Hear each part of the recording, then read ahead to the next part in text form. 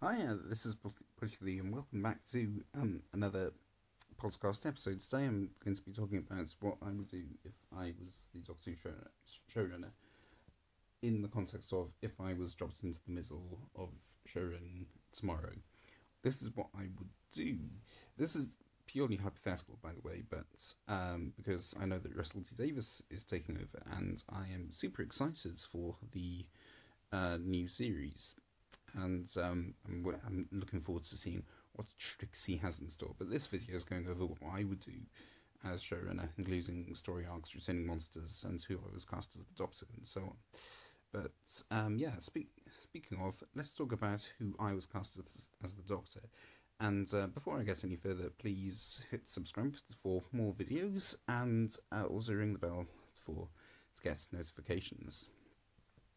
Now, I don't know who I was cast as the Doctor, but if I was a big showrunner, then I was almost definitely cast someone I worked with before. So, for instance, Russel T Davis cast Christopher Eccleston and David Tennant because he works with them before.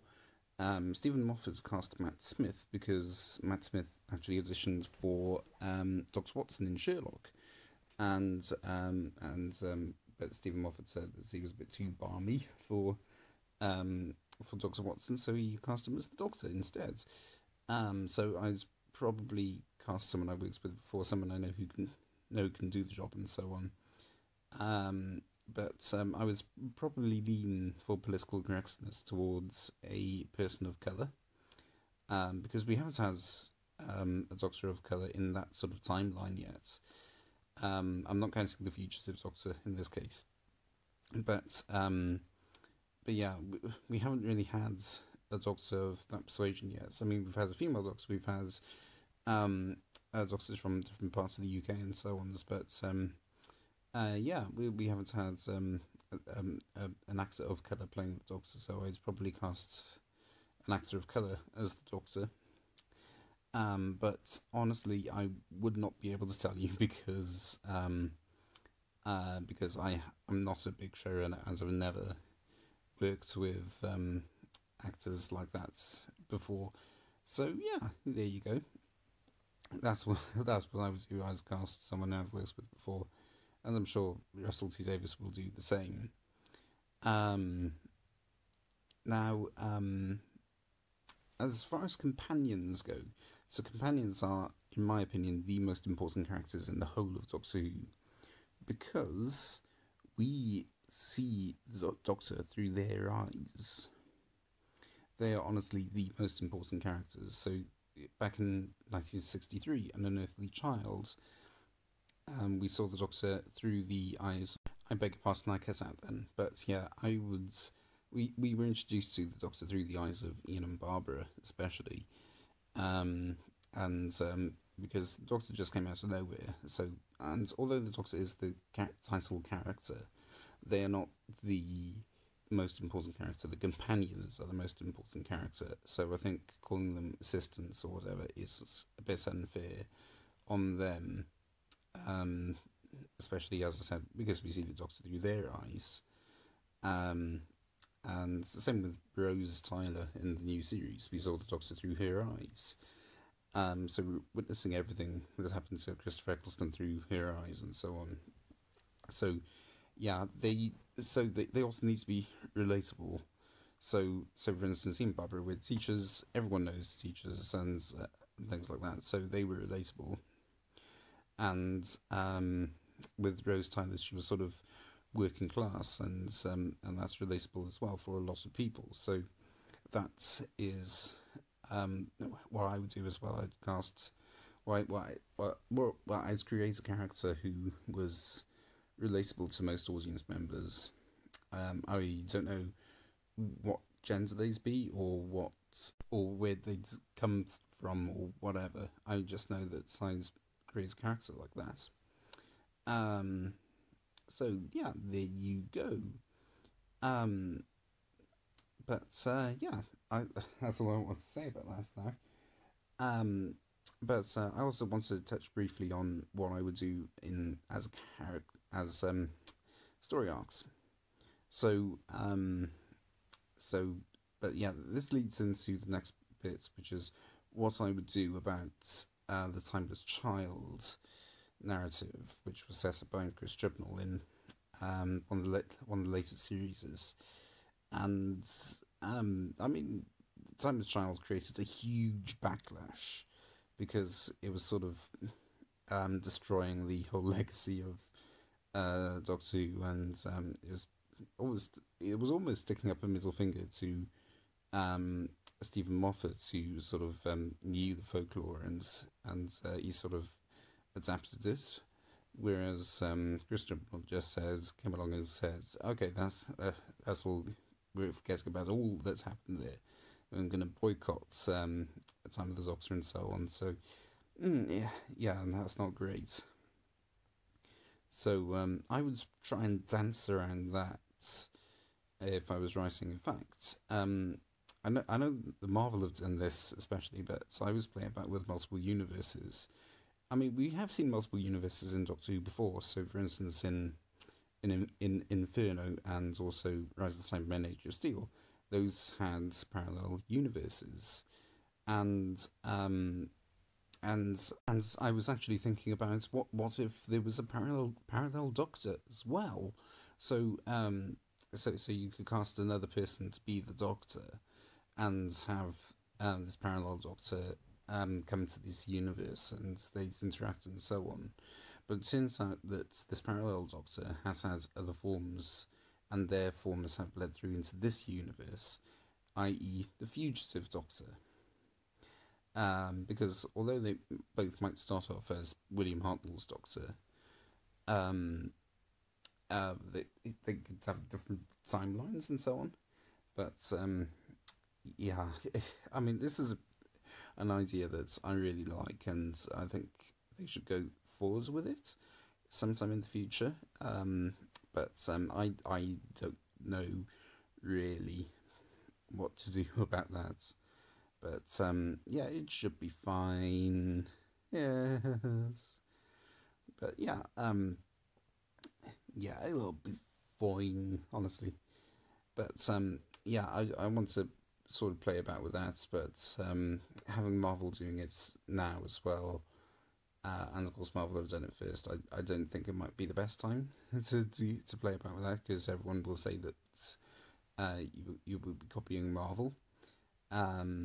So I think when Marvel have I was starting to phase away the multiverse thing, then I in a good few years' time, then I would try and push forward the theory of the parallel Doctor. But yeah, that's I'm just saying my piece there. But yeah, we've seen multiple versions of the Brigadier. We've seen multiple versions of Biggie Smith. Why not multiple versions of the Doctor? So yeah, there you go. I would do that. I'd also have I'd also try and dance around the Timeless Child by saying that the Master found out about the Timeless Child and tries to convince the Doctor that she was the Timeless Child. Because that's the sort of thing that the Master would do, I think. The Master would try and trick the Doctor into believing something when he was just making an excuse for destroying Gallifrey. So that's what I think about the Timeless Child. I just think that it was the Master trying to trick the Doctor, or trying to guilt trip the Doctor, or whatever. So yeah, I honestly think that's that's the thing, and I think that he tries to guilt trip the Doctor. But yeah, there you go. But yeah, let's talk about monsters now. Ooh, yes. So returning monsters. What would I pick as a returning monster? Daleks, especially. I would do a proper story with the Daleks, because the Daleks are always popular, and they always draw in viewers. But the Dalek stories so far in the Tribunal era have been a bit lackluster, and they always seem to be wheeled out for New Year's Day, and so I've got no idea why. But yeah, I would have a proper story like along the lines of, or along similar lines to some of the classic Dalek stories, like the Daleks' Master Plan, and have Daleks play a central role in a massive story arc. I think that'll be quite cool. But also in my first season, I'd try and bring back a monster from the classic series, and give them a new line, new light, if that makes it a new spotlight. So for instance, the Draconians I might bring back, or the Ogrons. I know the Draconians especially are a fan favourite, so I might bring those back. But something else that I might consider bringing back might be the Crotons. I know that they're a bit weird, the Crotons, but I think that I think they need a modern revamp, honestly, because it was very 60s, and I think they need that revamp. But I have to admit this, I also quite like the Macra, going back to that era. Because with the animation for the Macra Terror, they sort of updated the Macra from that, and of course in Gridlock we had the Macra again, but I would do a bigger story with the Macra, because although the Macra were the villains in Gridlock, they didn't do that much. They were just at the bottom of a trench essentially, so I would bring them out of the trench and have them attacking a base, like a base under siege story. So, yeah, that's what I would do as far as returning monsters are concerned. And I just want to talk a little bit about scheduling, because I think it's important, and because it's in order to gain optimal viewership. It's okay. Sorry, that's from an app. But yeah, I would reschedule it so that it would be back on Saturday evening tea times rather than on Sunday evenings, because I think the Sunday evenings just sort of drew the viewership down and threw lots of people off, because Doctor Who was never broadcast on a Sunday apart from on very, very special occasions in the past. So I put it back on BBC One at prime time, Saturday night, or early Saturday evening, sort of five or 6 o'clock, perhaps even 7 o'clock. But yeah, that's the time slot that I was trying to negotiate. And I want to talk about Tardis Designs as well. So I play a lot of Minecraft, and for the 50th anniversary of Doctor Who, I designed a new TARDIS interior, and it's took inspiration from the Matt Smith era, where the TARDIS was on 2 levels. The console was on an upper level, and then it was sort of basement-like area. But with this new concept, the police box stores are actually on a balcony, and then you have to walk down a flight of stairs to get to the time column, as referred to by the Fourth Doctor, and the control room itself down there. And I think that's quite a cool idea. And then you could have an underfloor bit as well, similar to the first Matt Smith TARDIS. Because I quite like the first Matt Smith TARDIS, and I quite like the fact that it was sort of cobbled together. But I really like the 2005 TARDIS interior, because I like retro stuff, and it's very nostalgic to me, because that's the first TARDIS interior that I saw. As far as the TARDIS exterior is concerned, I don't mind what it looks like, so long as it doesn't look too ridiculous. But yeah, classic police box is what I would probably go for.